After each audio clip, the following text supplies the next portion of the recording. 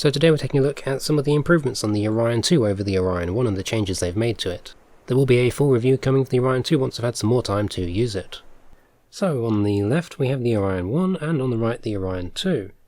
Now the biggest difference is going to be this, the wires. You can see here they go into a trough, whereas on the one they go straight into a kind of a plug in the surface, and this creates a bunch of tension here, and I've never liked this.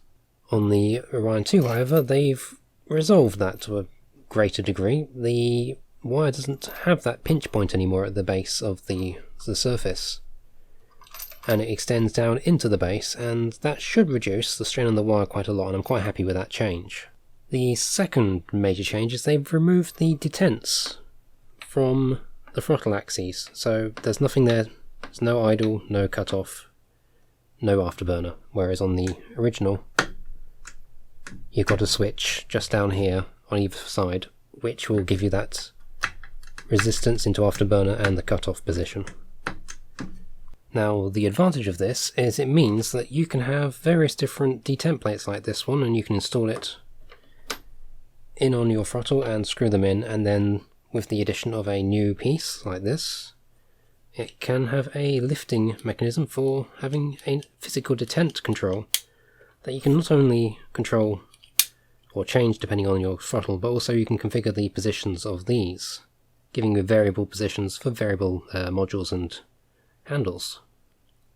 The other change is they've kind of done away with this. This is the connector for the two throttles. You have it pass through here normally, which you can still do on this one. You can still use the same mounting bracket that you used to have, but they've opted to change away from that with the newer version, which integrates that connector for the two throttles into the unit, which is much nicer to build and work with.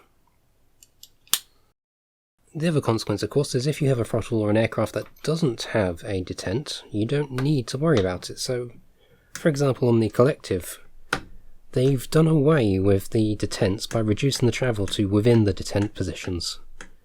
So on future iterations they'll probably be able to give the Collective, another aircraft without detents, a larger throw on the position, which should be pretty good.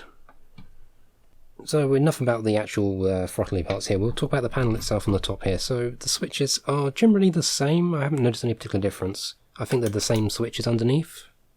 But there is one change, and that's the flaps control here, which is a shorter switch, and it's a much stiffer switch than the old one, which felt a little bit loose, to be honest.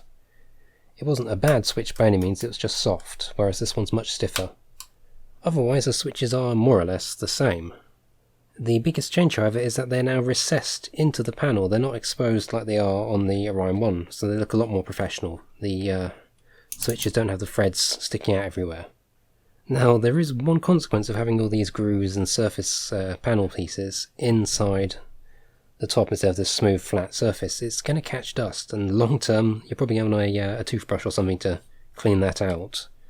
So this one's slightly easier to clean, but I think this does look a lot better. It's much more visually appealing, looks much more professional. The other kind of big departure from the design is this piece here. This is the PSU connector, as they call it, or the panel of startup.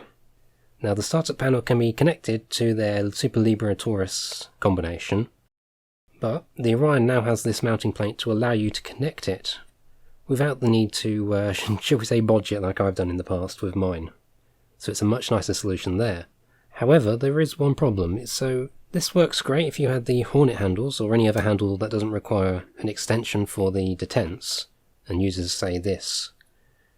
However, the Viper and its detent plate is too big. It's going to block you off over here, and you can't mount the startup panel because it fouls the panel when you attempt to attach it, which is a bit of a shame. I would have liked better to do that on both, but I understand why you can't, as the Viper frame is pretty hefty. Now, as far as mounting them goes, they've got the same holes you'd find on the Warthog on both. However, there is one change, which is this panel is going to block the screw holes here, which is going to be a little bit of a nuisance. I think you can probably work around that. The other thing is this. So they've got a bulb on the side where the wire goes in the trough, which wasn't there before, so it's now slightly wider than a Warthog used to be. So if you've got very tight confines in your pit setup, this is going to get in the way. And you're either going to need a cutout, or you're going to have to offset the throttle to the right a bit to fit it. The other change is on the front. So again, we've got the same plate for the starter panel, but you notice the wire is now offset to the left rather than being centered. Now this lines up the same as you would find on a Warthog, so that's a good thing in my opinion. It means it's more compatible, less worry about wires colliding, versus the central position on this one. Unfortunately, just like the old Orion, the wing fold position has a little bit of play in it, just the same as the old one does. I was hoping they might have improved on that a little bit, but never mind. It's not a huge deal, you're not going to notice it normally, it's just, you'd like it to be completely still. There is a screw on the back here which you can adjust the tension, and if you took this off, I think you could probably fix this at home with some, maybe some wadded paper or something inside there. But I've never felt the need to do it. Now the kind of final thing is I noticed this here is looser than this one is. Now on the Orion 1 they're both the same. I don't know if this is a production defect or if it's just by design. But it is looser here, which I don't know why, it's a bit odd. I was hoping they might have improved on the design here and made this feel a little bit better. They always feel a little bit grainy compared to the sort of smooth greased bearing feel that you get with a Warthog's zoom axis, but they're not bad. They could have done, that's something I would have liked to seen improved on the Orion 2, but yeah, it is what it is. Just like the Orion beforehand, these wires do have a bit more length hidden away underneath, so you can pull this wire up and get another inch or so, and that's useful if you're attaching the Viper throttle, but I wouldn't bother if you're just using the Hornet. Now if you do think your wires are a bit short, by all means tug them a little bit, you'll get an inch out there and that's fine. But this is, I think, the biggest improvement overall in the new design is these wires, when they were going under strain here, they'd get coiled up like this on the throttle. I'll show you some old footage of it. And that's always worried me, but these ones, they don't get coiled anywhere near as much. It's much nicer, much less stress on the wire, and I think that's going to give it a much longer life. So finally, they've still opted to use the same suction cup solution where you screw these in onto the base to hold it onto your desk. I'm personally not actually that fond of it. It does the job well, but it increases the footprint. Now, what I did with my unit is I actually installed some rubber grip pads to the bottom of my unit instead, and I used those. So they're easy to do and easy to find and buy. You might prefer that over the suction cups. It kind of comes down to how you're using it and where it's mounted. So overall, it's a good, new, improved iteration over the old. The new wire solution I'm very happy with. This does reduce the strain a lot. It stops the wires from getting coiled up around themselves under the throttle, so big plus there. I would have liked to have seen this improved, and these could do a little improvement, but it's such a minor thing. It looks a lot more professional, and I'm quite happy with it overall.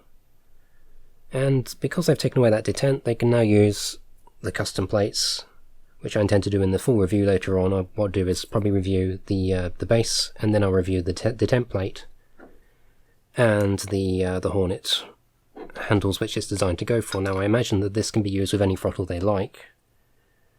There's probably going to be an A10 throttle at some point, given the panel has switches for the A10 on here. So I expect this will probably be compatible with that. But anyway, that's kind of the comparison really of the two of them. So far I'm happy. There'll be a full review where I've actually had some time to use it and to really get some experience using it and to see if there are any problems with living with it. But until then, I hope you've enjoyed, and take care.